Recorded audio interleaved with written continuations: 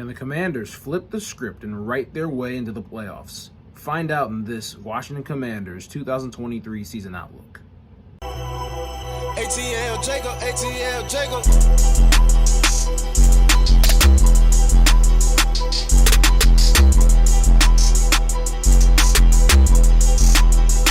Hello, welcome to the Cut to the Chase Sports Podcast. I'm Chase Shantz. We're going to continue our series with the NFC East, the toughest division in the NFC and maybe in all of football. And we're going to go shift our gear to the nation's capital and talk about the Washington Commanders. They finished 8-1 last year and were last place in the division. A hell of a record to be like that. So, what happened? 7-5 start through 12 weeks, didn't win a game for 47 days, won their last game of the season when it mattered the least against the Cowboys. Washington had Carson Wentz as their quarterback. They went through a lot of struggle, started 1-4. Wentz played against the Bears and got injured. Taylor Heinicke comes into play, and Heinicke did a good job for the most part until the bye week. He actually went an astonishing record of 5-1. I mean, he was sensational during that time frame. He wasn't really putting up any gaudy numbers, but he was getting them wins. That's the big thing in the National Football League, getting your teams wins and just moving on to the next week.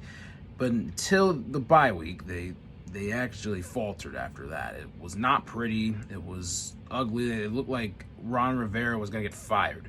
So what happened this offseason? Well, we'll get into that in just a second. Losing the likes of Cole Holcomb, Taylor Heinicke, Cam Sims, Bobby McCain, Cameron Dantzler is all a part of the business. But on the additive side, they go on ahead and add Cody Barton from Seattle, the linebacker, Nick Gates, the guard from the Giants, Andrew Wiley comes from the Super Bowl champion Chiefs, and then they add backup quarterback Jacoby Brissett from the Cleveland Browns. When looking at this Commanders offense, a word pops into my mind, and it's finally. The whole world gets to see what Sam Howell was made of, the third-round pick out of North Carolina. Finally, Brian Robinson Jr. gets to run behind a newly constructed right side of the offensive line. Finally, Terry McLaurin gets to play with potentially one quarterback this season.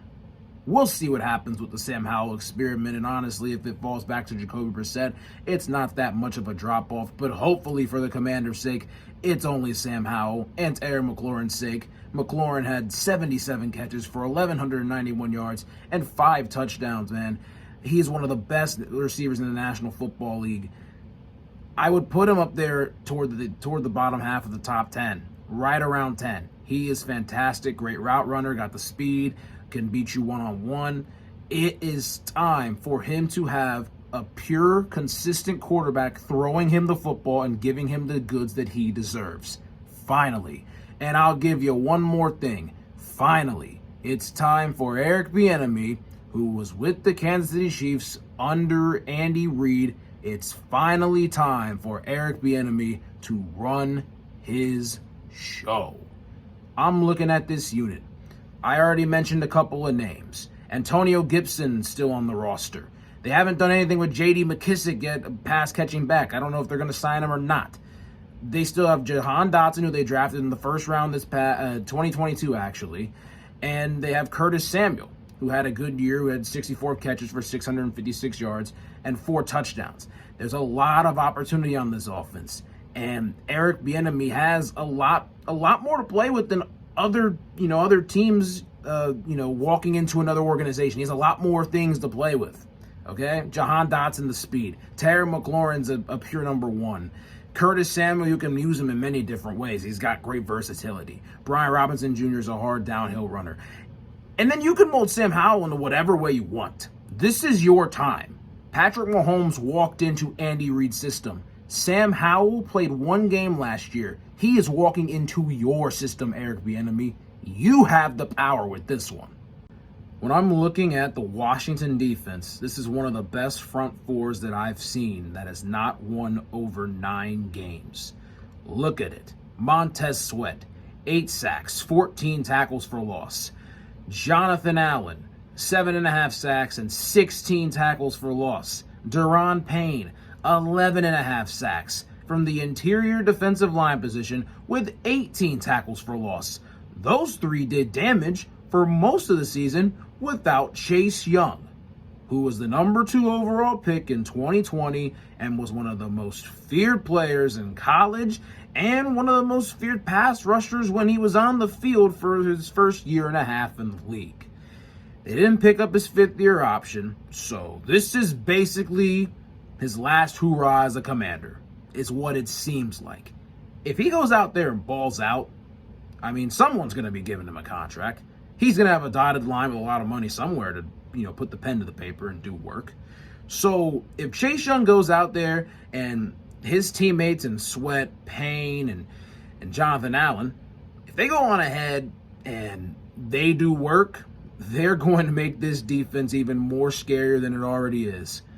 Look at the next level of the defense. Jamin Davis, 104 tackles and 3 sacks. They pick up Cody Barton from Seattle, who went to the playoffs last year, 136 tackles, 2 sacks, 2 INTs.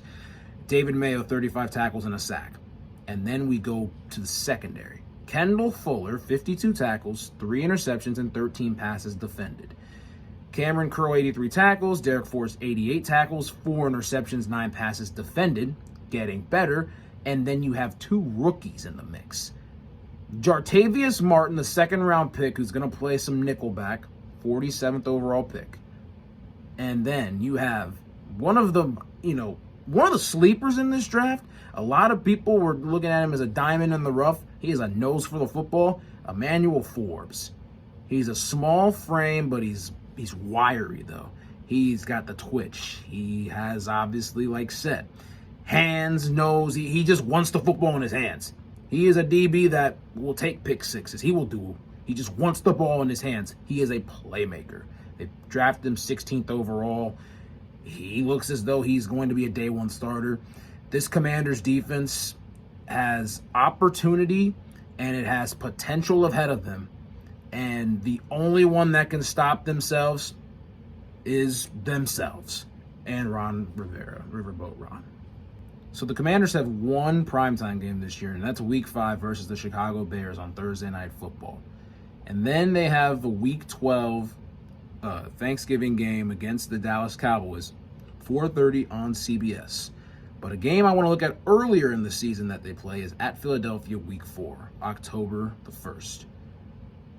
They gave Philadelphia their one and only loss when Jalen Hurts was the starter in the regular season last year on Monday Night Football.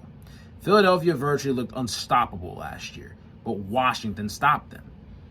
They got some fortunate turnovers, and they won the football game. I tell you, Philadelphia is probably going to be very, very pissed off about that game, and they're going to want every ounce of blood in this revenge game.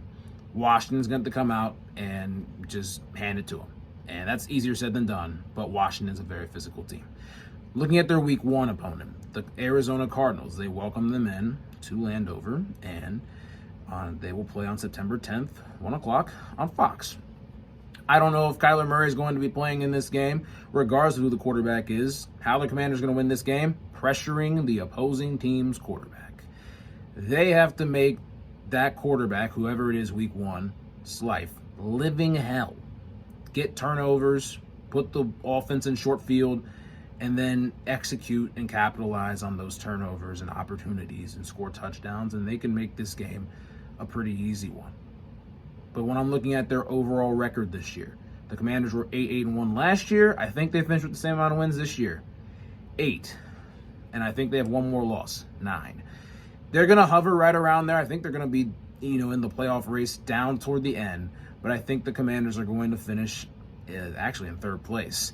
I'll let you know who finishes 4th place in this upcoming video, the next upcoming videos actually. But I think the Commanders are going to be right around where they were last year.